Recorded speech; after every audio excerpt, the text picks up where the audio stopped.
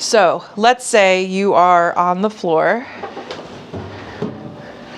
Okay. You're on the floor. And we're assuming here, just for our purpose, that our knees are healthy enough, right, to be right here on the floor. Okay, we're just going to assume that. I've seen a bunch of videos I looked up that kind of assume that your knees are okay. Also assume that you're able to bring yourself forward. I always talk about what's stopping you. I have, the flesh of my chest and the flesh of my stomach. I just want to bring my legs wider. So we're going to find, for you can find a spot. You might be stronger with your leg out to the side here than your leg forward. Right? So finding those little spots. But if I'm about to get up, right, and I don't have anything to help me, you can bring your leg forward if you can, if this is accessible to you. I just want to show you the mechanics of it, right? To bring my leg forward, I'm using the left hip flexor, right? And maybe my quad. I want this to move independently. But now when I'm getting up, I'm going to require even more load on this hip flexor. If I keep my foot flat behind me, I'm pushing flat into the floor to try to get up, okay? But most of us go forward and try to get up with all of our weight on our front leg. So what I'm proposing is strengthening the hip flexors, because it's going to help you on this side and on this side, the leg that's out. But also, what about your foot? How much can you extend your toe? Can you do this? Can you extend your toe behind you? And when I mentioned don't think up, think out and up, this is what I'm referring to.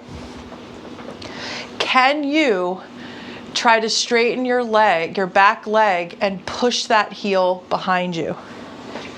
Just try it a little bit, right?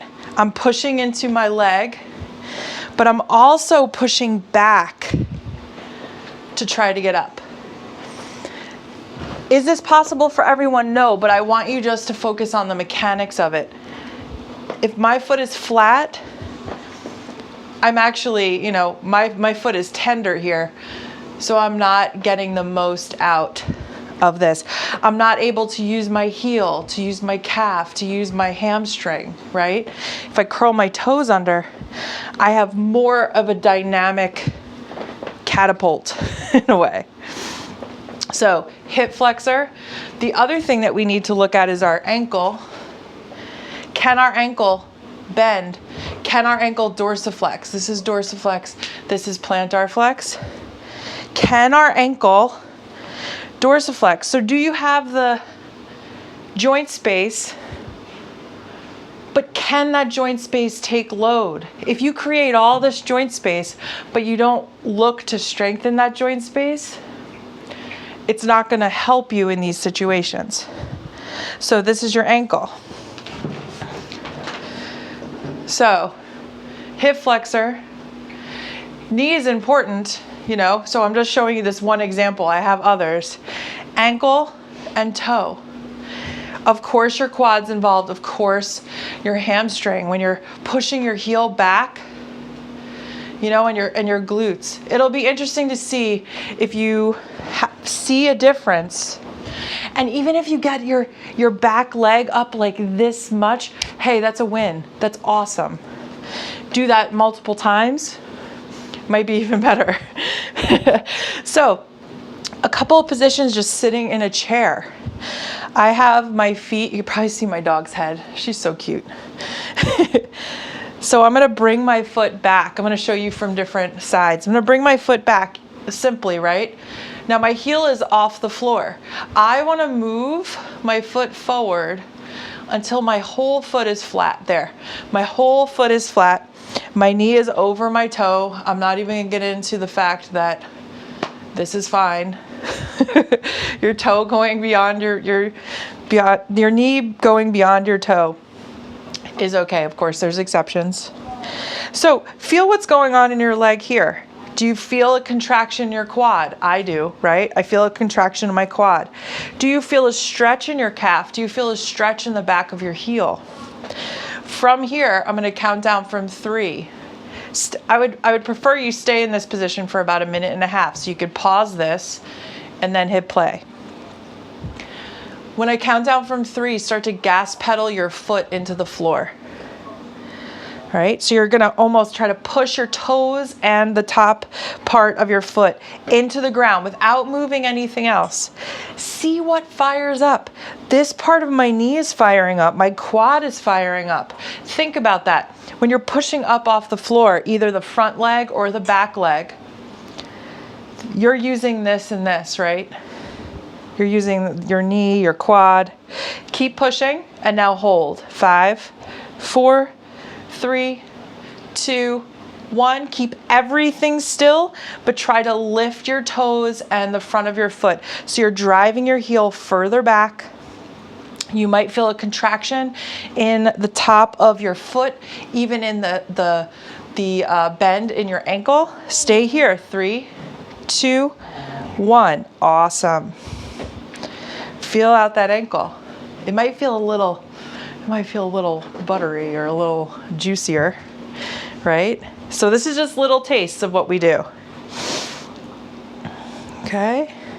And now for the toes, you can bring your foot back, right? Put your toes, curl them under so that they're in the floor. Make sure to spread your toes too. Don't leave your little pinky toe out. He needs some love too.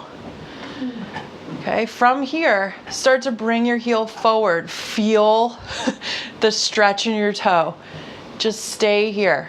Staying here for about 1 minute or 2 is gonna be really helpful for everything, not only getting up. Toe health is so important. Okay, and you can also do the push and the pulls here. So we can count down from 3, 2, 1. Push your toes into, yes, I know.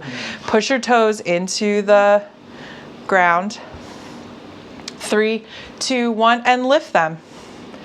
Try to lift them. They're not going to go anywhere, but just try. You'll feel contractions. Your face itchy? I'll be right there. And now for our hip flexor, so just relax down. If anyone's ever done chair yoga, this is a wonderful, I'm holding on to the back of the chair, okay? But this is a wonderful pose to get to that hip flexor. You could tuck your tailbone under, feel more of a stretch in your quad. If you come forward more or bring your leg back more, you can feel a nice stretch in your hip flexor. Your hip flexor is so important for walking and also to counter a lot of sitting. Like if you experience a lot of positions for your work, for your life, where you're sitting, this is a wonderful one to do. Okay, so from here, you can see we could do 2 things. We're going to accomplish 2 things here. My toes are tucked under. I've already prepped them. I'm going to count down from 3. And what we're going to do is drive the knee down and forward, but don't let it go. I will show you. It's hard to show. It's better to feel. 3, 2, 1. I'm going to try to pull my knee up to meet my other knee. I'm pulling forward. Feel all this fire up. It feels so good, but uncomfortable. And my toes are stopping me. 3, 2, 1. We're going to reverse it and push the heel back. You're coming further into the stretch. So I'm pushing the heel back. You might feel your glute fire up.